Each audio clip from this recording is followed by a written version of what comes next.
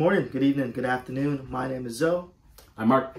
And we are the Board Adventures. So for today's review, we're going to be doing a late to the game review of the two-player game Raptor.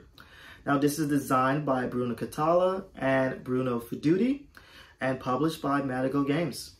So in Raptor is a two-player game where you have one person playing the mother raptor, protecting her young, and one person plays the evil scientist trying to take it away from her. So in Raptor, you're each gonna get one of these decks. So again, the mother raptor is gonna have one of these decks, and the scientists are gonna have their own deck. They're gonna be labeled 1 to 9 on them, okay?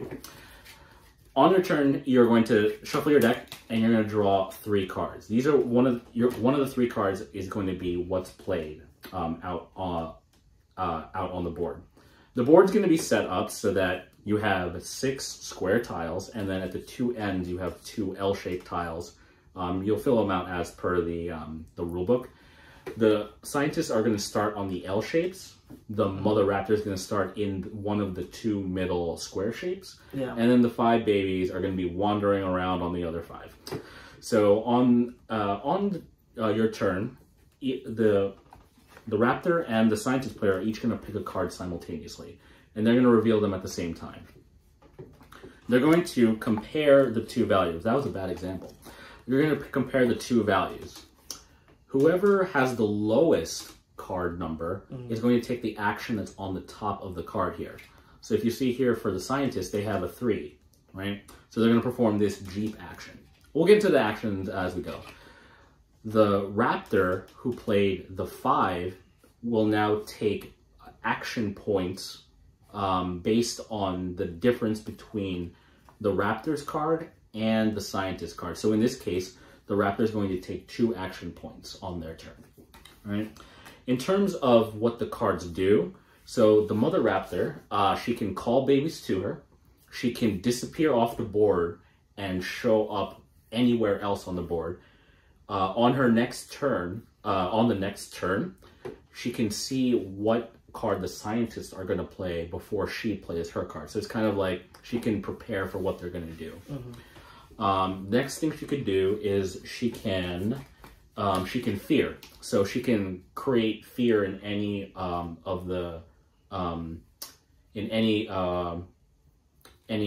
scientist that is adjacent to her. Right? And then if somehow the raptor or the mother raptor or any of her babies get put to sleep, she has the ability to recover on 2 of the cards. The scientist has a different. Actually, no, let me go into the action points first. So, in terms of action points, so the mother raptor she can move in a straight line as many spaces as she wants for 1 action point. She can make one of the babies that are still awake move a space as well. She can kill one of the scientists, which is pretty gruesome, but it's still like thematic. And then she can also put out a fire. In terms of what a fire is it's one of the cards that a scientist can do. So let's go to the scientist side. The scientist can put any baby raptor to sleep. That's 1. They can add more scientists to the board. They can jeep, meaning that they can move in any one straight line for as much as they want. And they can set a fire. So a fire is basically an impedance to a raptor movement, but it also includes any kind of human scientist movement as well. In terms of action points, the scientists can move. They can put any adjacent baby raptor to sleep. They can capture a baby raptor, and that's one of the endgame conditions, capturing a raptor. And the last thing is that they can raise up. They can stand up if they ever get feared, right? The game is going to end in one of 2 ways.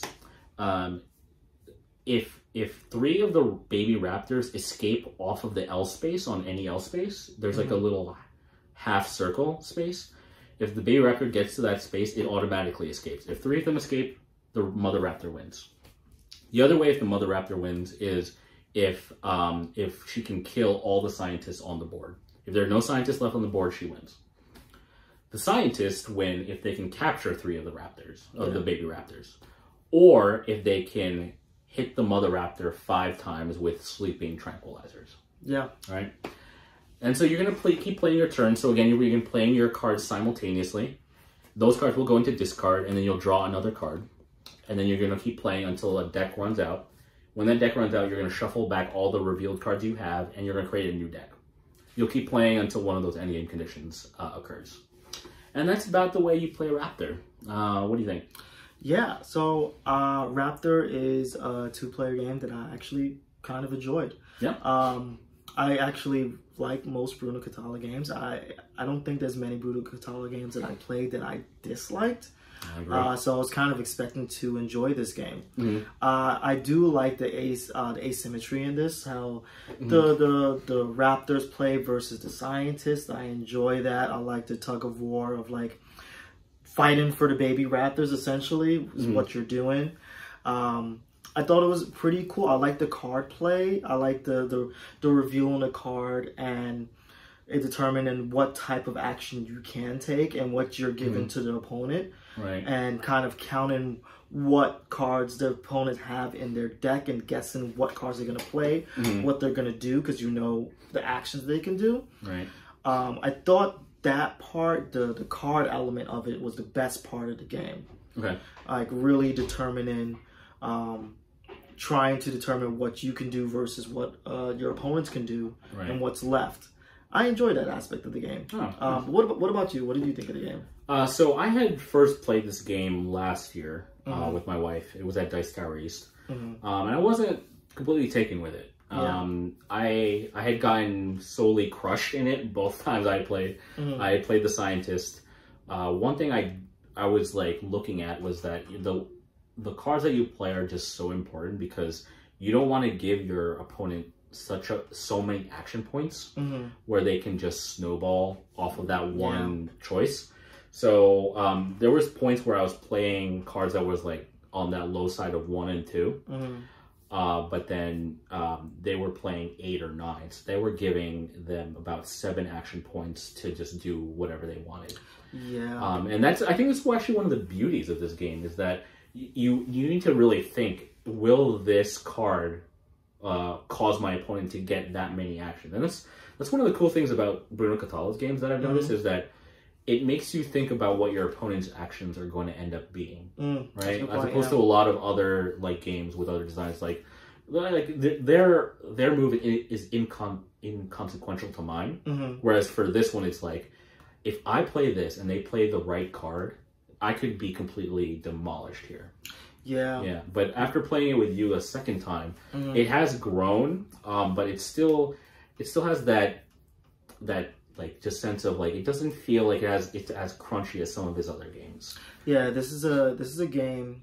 The biggest con for me, there's big swings in this game in terms of a play. Like if you start the game and get the right amount of action points, you can put yourself in a position where you're like a few turns away from winning the game in the first turn. Yeah, which is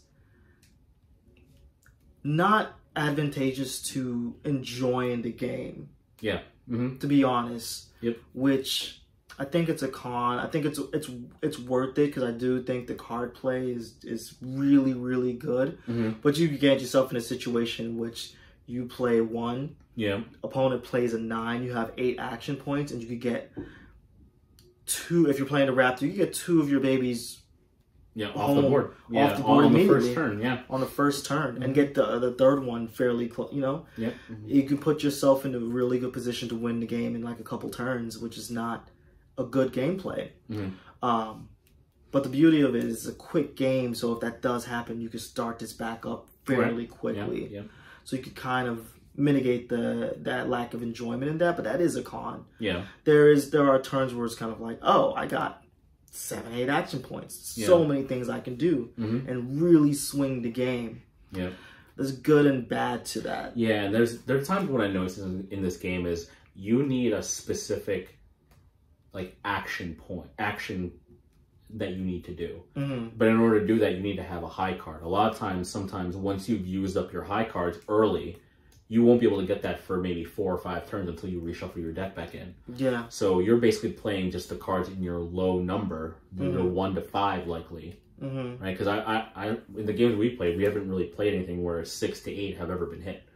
And I understand, like, you know, that's really powerful if you get them to hit. Yeah. But they show up very rarely. You have to, I've noticed it with the last few games that we played, you have to really, in order to get those high numbers to hit in terms of taking the action on that card specifically, you really have to start card counting your opponent.